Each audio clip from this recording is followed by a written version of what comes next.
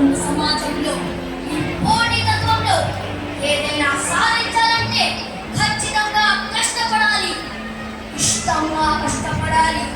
నేను ఇది సాధించాలి, నేను ఇది సాధించాలి, నేను ఇది సాధించాలనే తపన మనలో ఎల్లప్పుడూ ఉండాలి.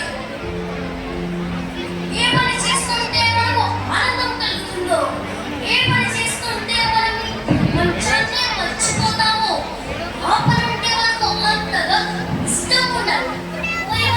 ఇంతగా చేసిన పనిని చాలా త్వరగా గుర్తించాలి. మనము కష్టపడాలి ఏంటంటే మాస్టర్స్ అయ్యేంత వరకు.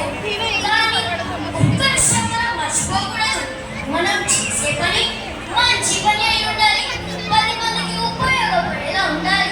10 మందికి ఉపయోగపడేలా ఉండాలి.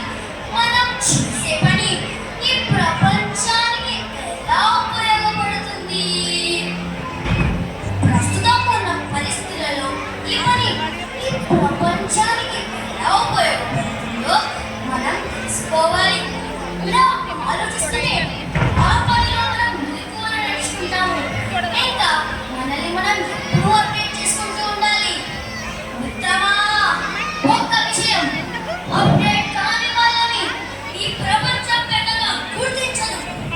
ఈ పనులలో మనం కొత్త మెలకువలు నేర్చుకుంటూ ఉండాలి. ప్రయత్నం చేయడం ఎప్పుడు అనుకోడు. మనం అనుకున్నది సాధించే ప్రయత్నంలో ఒక్కోసారి విఫలం కూడా అవ్వచ్చు. ఇప్పుడు గొప్ప గొప్ప పనులు చేసిన వాళ్ళందరూ చాలాసార్లు ఓటమి చెందాలనే విషయాన్ని గుర్తుంచుకోవాలి. కాబట్టి మనం కూడా అనుకున్న తప్పకుండా సాధిస్తాం. విజయం సాధించేంత వరకు ప్రయత్నం చేస్తూనే ఉంటాం. విజయం సాధించేంత వరకు ప్రయత్నం చేస్తూనే ఉంటాం. తప్పక సాధిస్తాం. విజయం సాధించిన తర్వాత విజయగరంతో ముసిపోకూడదు. అది చాలా చాలా పెద్ద తప్పు. ఎప్పుడు వినయం కలిగి ఉండాలి. చిన్న పెద్ద మాటలకు విలువ ఇవ్వాలి. అందరికీ కలిసి ఉండాలి.